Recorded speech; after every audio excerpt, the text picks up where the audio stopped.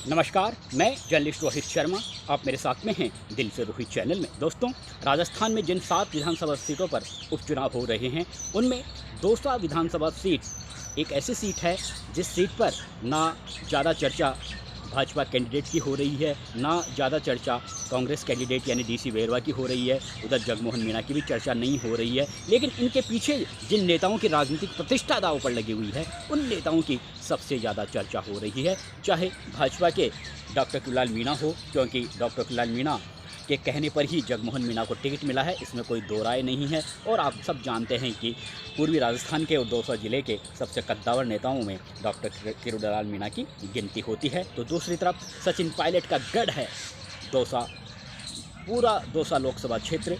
आप सब जानते हैं कि पायलट परिवार के सदस्यों ने कई बार दौसा लोकसभा सीट से चुनाव जीता है, तो एक तरीके से सचिन पायलट की प्रतिष्ठा भी सीधे तौर पर इस सीट से जुड़ी हुई है। इसलिए सचिन पायलट की चर्चा हो रही है, डॉक्टर कुणाल मीणा की चर्चा हो रही है, और मुरारीलाल मीणा जिनके जो पहले दौसा से विधायक थे और फिर सांसद चुन लिए गए, जिसकी वजह से ये सीट खाली हुई है, वर्तमान में सांसद है, उनकी प्रतिष्ठा भी इस सीट से सीधी जुड़ी हुई है। इसलिए इन तीनों नेताओं की राजनीतिक गलियारों में ज़बरदस्त चर्चा हो रही है कि कौन बाजी जीतेगा और कौन हारेगा। लेकिन आजकल चर्चा इस बात की भी हो रही है कि अभी हाल ही में जिस तरह से डीसी वेरवा के समर्थन में एक बड़ी जनसभा हुई थी और उसमें अशोक गहलोत, रघु शर्मा, डोटासरा और तमाम कांग्रेस पार्टी के बड़े बड़े नेता उस मीटिंग में मौजूद थे। उसमें रघु शर्मा का भाषण काफ़ी चर्चा का विषय बना हुआ है। रघु शर्मा ने अपने भाषण में कहा, एक तंज कसते हुए भारतीय जनता पार्टी के उम्मीदवार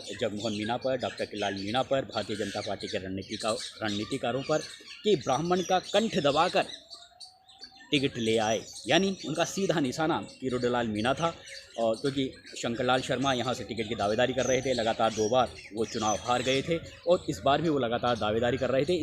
इसके अलावा भारतीय जनता पार्टी के कई अन्य कुछ और ताकतवर राजनेता थे ब्राह्मण समाज के और अदर कास्टों के, जनरल कास्ट में जो आते थे, दावेदारी कर रहे थे। लेकिन भारतीय जनता पार्टी ने उन पर ज़्यादा ना भरोसा जताकर जगमोहन मीणा पर भरोसा जताया, तो उस पर एक तरीके से रघु शर्मा को यहाँ बुलाया गया विशेष तौर से। उसका कारण यही था कि शंकरलाल शर्मा जिस तरह से यहाँ से टिकट की दावेदारी कर रहे थे, रघु शर्मा ब्राह्मण समाज के काफ़ी कद्दावर नेता माने जाते हैं, कांग्रेस पार्टी के काफ़ी कद्दावर नेता हैं। कई बार राजस्थान कांग्रेस के अध्यक्ष पद के विराजमान होने पर भी इनकी चर्चाएं कई बार होती रही हैं कि अध्यक्ष बन सकते हैं, और एक कद्दावर नेता थे। भले ही वो पहले अशोक गहलोत गुट के माने जाते थे, बाद में सीपी जोशी गुट के माने जाते थे, फिर सचिन पायलट गुट से जुड़ गए।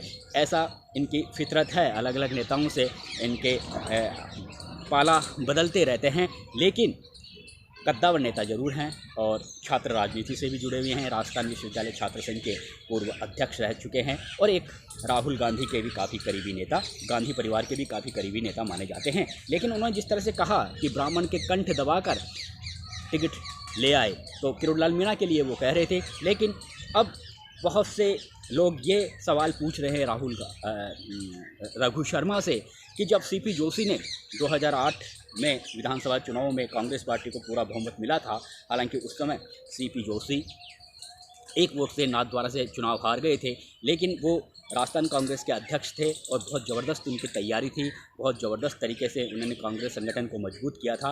और ये माना जा रहा था कि सीपी जोशी राजस्थान के मुख्यमंत्री बन जाएंगे अगर कांग्रेस पार्टी को पूरा बहुमत मिलता है। तो क्या उस समय अशोक गहलोत ने सीपी जोशी का कंठ दबाकर क्या मुख्यमंत्री की कुर्सी हासिल कर ली? क्या हम ये माने, या फिर हमने ये भी देखा है अभी हाल ही में जिस तरह से विधानसभा चुनाव हुए, उसमें हम ज़्यादा दूर की बात नहीं करेंगे, हम राजधानी जयपुर की बात करेंगे, जब हवा महल से एक ब्राह्मण कांग्रेस पार्टी के एक ब्राह्मण समाज के नेता थे, लेकिन ब्राह्मण समाज के ही एक कद्दावर नेता जो गहलोत सरकार में पूर्व में मंत्री रह चुके हैं, जयपुर के सांसद रह चुके हैं। तो क्या हम ये मान ले कि ब्राह्मण कैंडिडेट जो कांग्रेस पार्टी का था, तो क्या ब्राह्मण कैंडिडेट ने ही अपने ही पार्टी के ब्राह्मण नेता ने अपने ही पार्टी के कैंडिडेट का कंठ दबाकर क्या उसे जीतने नहीं दिया और भारतीय जनता पार्टी की जीत के रास्ते आसान कर दिए? क्या हम सांगानेर से ये भी मान ले कि पुष्पेंद्र भारद्वाज को हराने में ब्राह्मण समाज के ही कई नेताओं का भूमिका रही, जो कांग्रेस पार्टी से जुड़े हुए थे? पुष्पेंद्र भारद्वाज को वो उनकी आंखों में फूटी आंख भी नहीं सुहा रहे थे। तो क्या हम ये मान ले कि कांग्रेस पार्टी के नेता ही अपने ही पार्टी के ब्राह्मण नेताओं का कंठ दबाकर उनकी राजनीतिक हत्या कर रहे हैं। कहने का मतलब जिस तरह से उन्होंने जातिवाद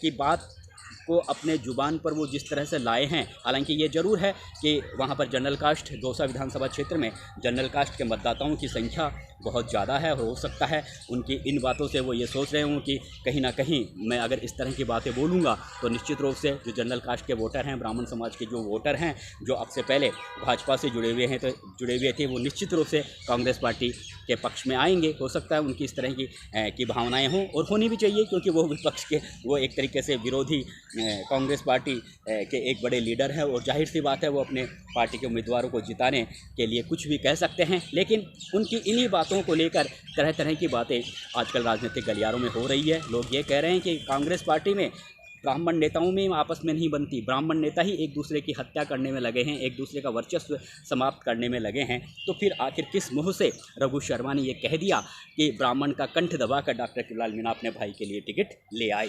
तो ये उनका जो बयान है वो काफ़ी चर्चा में है। अब हम बात कर लेते हैं, अब आजकल एक बात और हो रही है कि राम लक्ष्मण की जोड़ी वहाँ पे खींवसर में भी देखी जा रही है।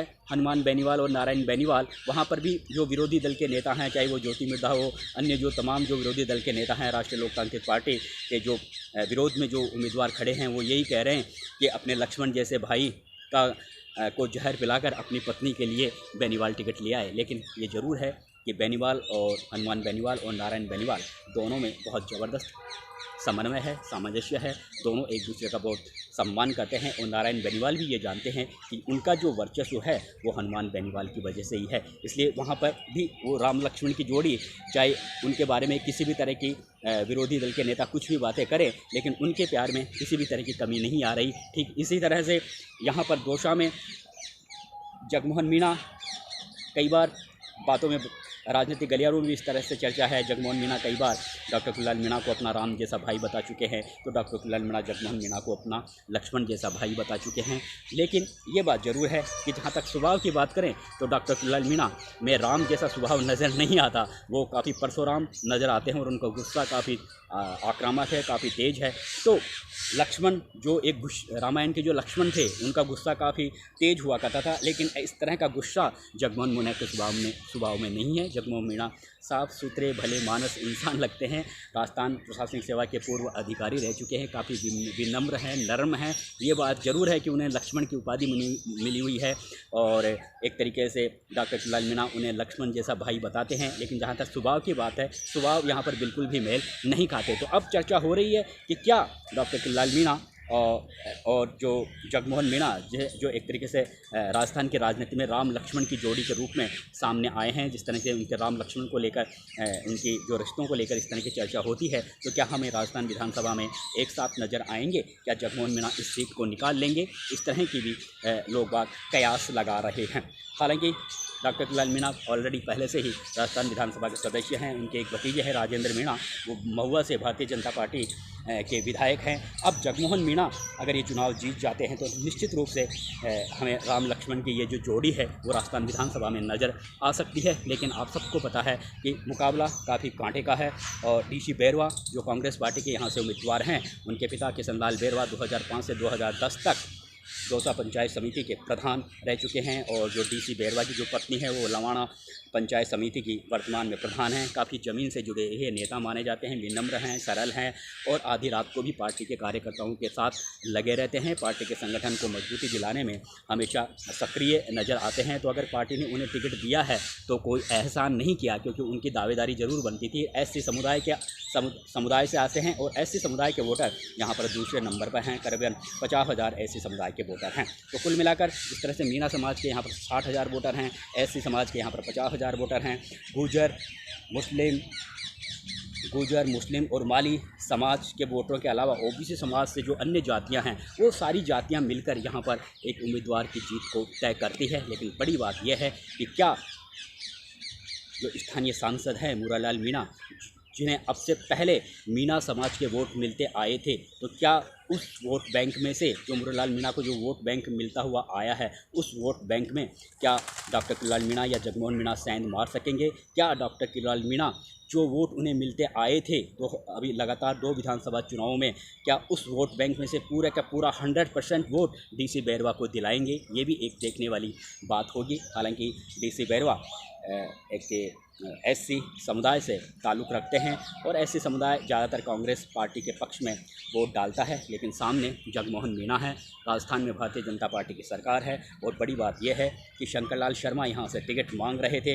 राजनीतिक गलियारों में इस तरह की भी चर्चा है, गाहे बगाए इस तरह की चर्चा होती रहती है कि शंकरलाल शर्मा को हराने में कहीं ना कहीं डॉक्टर किरोड़ीलाल मीणा का पहले का हाथ बताया जाता था, यानी डॉक्टर किरोड़ीलाल मीणा मुरारलाल मीणा से कहीं ना कहीं मिले हुए थे। इस तरह की चर्चाएं होती रहती है। अब इन चर्चाओं में कहाँ तक सत्यता है, कहाँ तक असत्य है, ये एक अलग बात है, लेकिन इस तरह के आरोप डॉक्टर किरोड़ीलाल मीणा पर लगते रहे हैं। तो अब इस तरह की चर्चा भी होने लगी है कि क्या शंकरलाल शर्मा बाहरी रूप से भले ही वो भारतीय जनता पार्टी के उम्मीदवार के पक्ष में अपनी बातें कर रहे हो, लेकिन अंदर खाने से क्या भीतरघात की स्थिति भारतीय जनता पार्टी में तो नहीं है? क्या जो जनरल कास्ट के वोटर जो अब से पहले भारतीय जनता पार्टी से जुड़े हुए थे, क्या वो भारतीय जनता पार्टी के उम्मीदवार जगमोहन मीणा को वोट करेंगे? ये भी एक देखने वाली बात होगी। लेकिन कुल मिलाकर ये बात जरूर है कि जगमोहन मीणा एक मजबूत उम्मीदवार हैं, सीधे सरल विनम्र उम्मीदवार हैं। राजस्थान में भारतीय जनता पार्टी की सरकार है और सबसे बड़ी बात यह है कि जनरल कास्ट के इस समय राजस्थान के मुख्यमंत्री हैं, इसलिए कहीं ना कहीं जो जनरल मतदाता हैं वो ये ज़रूर देखेंगे। और हो सकता है भजनलाल शर्मा की यहाँ पर कुछ अच्छी चुनावी सभाएं भी हो जाए तो वो ब्राह्मण समाज के और जनरल मतदाताओं के वोट हासिल करने में कहीं ना कहीं उन्हें विश्वास में लेने की भी पूरी कोशिश करेंगे। और राजस्थान सरकार के पिछले 9 माह के कार्यकाल में जो काम हुए हैं उनको भी गिनाएंगे। तो ये स्थिति ज़रूर बन रही है कि कहीं ना कहीं जगमोहन मीणा हो सकता है ये सीट निकाल ले। हालांकि कांटे की टक्कर है, अभी कुछ कहा नहीं जा सकता, लेकिन फिर भी क्योंकि जो गुर्जर वोट बैंक है वो भी यहाँ पर बहुत बड़ी तादाद में है। सचिन पायलट गुर्जर बिरादरी से ताल्लुक़ रखते हैं, तो कहीं ना कहीं अगर गुर्जर वोट पूरे के पूरे अगर कांग्रेस पार्टी के पक्ष में पड़ते हैं, मीणा समाज के जो वोटर जो मुरारलाल मीणा को वोट करते थे, अगर वो पूरे के पूरे पक्ष में पड़ते हैं और उधर से डीसी बैरवा एससी समाज से ताल्लुक़ रखते हैं, अगर वो वोट भी अच्छे तादाद में गिर जाते हैं तो फिर निश्चित रूप से डीसी बैरवा की स्थिति भी मजबूत हो जाती है। मुकाबला काफ़ी रोचक है। देखने वाली बात यह है कि यहाँ से कौन बाजी मारेगा। क्या राम लक्ष्मण की जोड़ी यानी किरोड़ीलाल मीणा और जगमोहन की जोड़ी क्या हमें राजस्थान विधानसभा में नजर आएगी? ये भी एक देखने वाली बात होगी। नमस्कार दोस्तों।